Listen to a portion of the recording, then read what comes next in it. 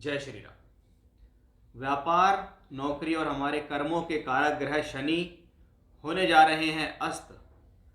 लगभग 35 दिनों तक शनि अब अस्त रहेंगे। यानी लगभग देखा जाए तो मार्च के महीने की शुरुआत से लेकर और 9 अप्रैल तक शनि अस्त रहेंगे। और शनि को अस्त करने वाले ग्रह हैं सूर्य। वर्तमान समय में सूर्य और शनि कुंभ राशि में गोचर कर रहे हैं। फिर सूर्य राशि परिवर्तन करेंगे, वो मीन में चले जाएंगे और 29 मार्च को शनि कुंभ मीन राशि में पहुंच जाएंगे। यानी शनि को 2 बार सूर्य द्वारा अस्त होना पड़ेगा, कुंभ राशि में भी और मीन राशि में भी। अगर देखा जाए तो 29 मार्च से 9 अप्रैल तक शनि मीन राशि में भी अस्त रहेंगे। सामान्य तौर पर जब भी कोई ग्रह सूर्य के नज़दीक होता है तो एक पर्टिकुलर डिग्री पे वो अस्त हो जाता है। जैसे यहाँ पर सूर्य ग्रह द्वारा शनि को अस्त किया गया, और जब भी शनि और सूर्य के बीच की डिग्री 15 डिग्री या उससे कम होती है तो शनि वहाँ पर अस्त हो जाते हैं। शास्त्र के अनुसार अस्त ग्रह स्वभाव में कमजोर महसूस करता है। इसका मतलब है कि एक व्यक्ति जो कि अपने आप में परिपूर्ण है, लेकिन अगर उसकी आंखों पर किसी प्रकार की काली पट्टी या अंधेरा कर दिया जाए तो जब तक वो देख नहीं सकता तब तक वो प्रतिक्रिया नहीं कर सकता। यानी वो करना बहुत कुछ चाहता है, करने में सक्षम भी है, लेकिन वो कमबख्त है। इसलिए शास्त्र के अनुसार ऐसे ग्रह को कहा गया है कि ऐसा ग्रह अपना पूर्ण फल नहीं देता। अस्त ग्रह से संबंधित गोचर हो या दशा हो, वह अतिरिक्त व्यक्ति से वर्क कराता है, जिसको हम कहते हैं एक्स्ट्रा एफर्ट्स कराने वाला प्लेनेट, ज़रूरत से ज़्यादा मेहनत कराने वाला प्लेनेट कहा जाता है। ऐसी स्थिति में यह भी है कि जब तक आप उस ग्रह से संबंधित पूजा पाठ दान नहीं करेंगे तब तक वो ग्रह आपको पूर्ण तरीके से अच्छे फल नहीं देगा। अब शनि ग्रह को देखें तो टेक्निकल वर्क, मैकेनिकल वर्क्स, भूमि से संबंधित वर्क्स, लेबर क्लास, ज़मीन से निकलने वाली चीज़ें, ऑयल, फूल, खनिज पदार्थ, फ्रूट्स, वेजिटेबल्स, प्लेन लैंड, ये सब कुछ शनि के कारकत्व हैं। जब शनि अस्त होते हैं तो इन सब चीज़ों पर बहुत अच्छा खासा प्रभाव भी पड़ता है। शनि ग्रह को कर्म से जोड़ा गया है तो कर्म द्वारा ही धन कमाया जाता है। तो जब तक हम कर्म नहीं करेंगे तब तक हम धन नहीं कमा पाएंगे। इसलिए अस्त शनि के दौरान कहीं ना कहीं आपके धन पर, आपके कार्य पर, आप राजनीति के क्षेत्र में जुड़े हुए हैं तो ऐसी स्थिति में महंगाई का स्तर भी बढ़ जाता है, वो भी हम ऐसी स्थिति में देखते हैं। यानी एक अस्त ग्रह जिसको हम प्योरली अगर देखें तो शास्त्र में हम देखें कि काल पुरुष की कुंडली मेष लगन की है। उस मेष लगन के लिए शनि कर्म और लाभ दोनों के स्वामी हैं। अब ऐसा ही एक प्लेनेट अगर सूर्य द्वारा अस्त हो जाए तो ये आपकी प्रोफेशनल लाइफ पर असर तो डालेगा, इसमें कोई भी संदेह नहीं। अब ऐसे शनि से ठीक प्रकार के रिजल्ट प्राप्त करने के लिए जब वो ग्रह अस्त हो तो ये नहीं होता कि हम उसका रतन पहन लेंगे तो उसको हम बलि कर देंगे।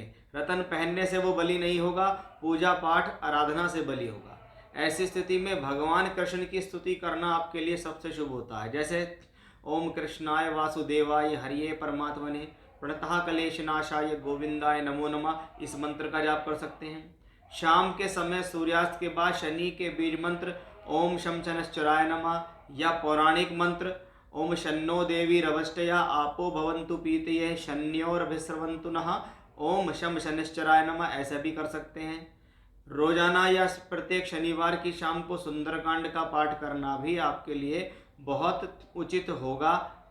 ये आप रेमेडी जरूर करें, क्योंकि शनि का अस्त आपकी प्रोफेशनल लाइफ पर प्रभाव डालता है और हमें अगर प्रोफेशनल लाइफ ठीक करनी है तो हमें इस दौरान पूजा करनी ही चाहिए। आइए अब देखते हैं कि आपकी राशि पर इसका क्या प्रभाव होने वाला है। अगर वीडियो की डिटेल्स आपको समझ में आ रही हैं, चैनल आपको ठीक लग रहा है, वीडियो आपको पसंद आ रही है तो लाइक कीजिए, चैनल को सब्सक्राइब करना ना भूलें। और अपनी हॉरोस्कोप अगर आप दिखाना चाहते हैं तो दिए गए व्हाट्सएप नंबर पर आप कॉन्टैक्ट कीजिए। व्हाट्सएप नंबर पर आपको पूरी डिटेल्स मिल जाएंगी, वहाँ पर अपना date of birth, time, place भेज सकते हैं। कुंडली से संबंधित कोई भी जानकारी चाहिए तो वहाँ आपको मिलेगी, लेकिन पेड कंसल्टेंसी के साथ। आइए अब आपकी राशि की तरफ चलते हैं और अब देखते हैं आपकी राशि के हिसाब से ये शनि के अस्त होना आपको क्या फल दे सकता है। देखते हैं कि मीन राशि के जातकों पर इसका क्या प्रभाव होगा। सबसे पहली बात कि मीन राशि के जातकों पर वर्तमान समय में शनि की साढ़े साती चल रही है। साढ़े साती का पहला चरण है, शनि 12वें घर में बैठे हैं, खर्च और नुकसान के घर में बैठे हुए हैं।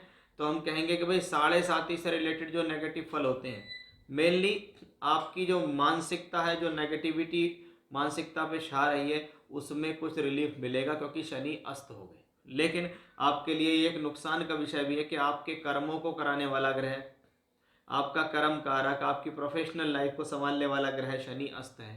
तो वो क्या है, एक्स्ट्रा एफर्ट्स लगवाएगा। ये प्लेनेट आपसे अब ज़रूरत से ज़्यादा मेहनत कराएगा। इसको आप इजी वे में ना लें क्योंकि शनि 12वें घर में है।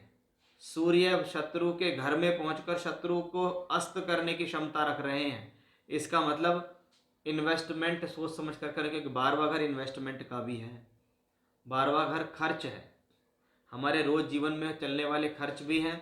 तो खर्चों पर लगाम लगाएं, खर्चों पर सावधानी रखें, इन्वेस्टमेंट सोच समझ कर करें। इस दौरान कोई नया काम ना करें, कोई नई नौकरी ना करें, कोई नया बदलाव ना करें, कोई नया काम ऐसा ना जोड़ें जिससे आपको नुकसान होता हो।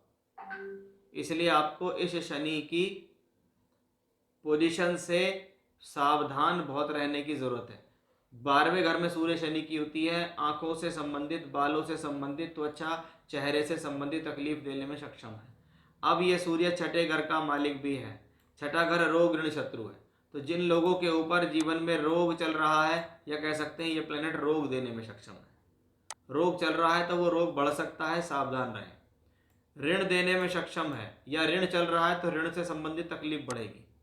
शत्रु देने में सक्षम है, या तो शत्रु बना देगा ऐसी स्थिति में कोई नए, या किसी प्रकार का कोई कोर्ट कचहरी झगड़ा झंझट चल रहा है तो वो आपके फेवर में आने की संभावना नहीं है। इसलिए इस दौरान बड़े सावधान रहने की आपको ज़रूरत रहेगी।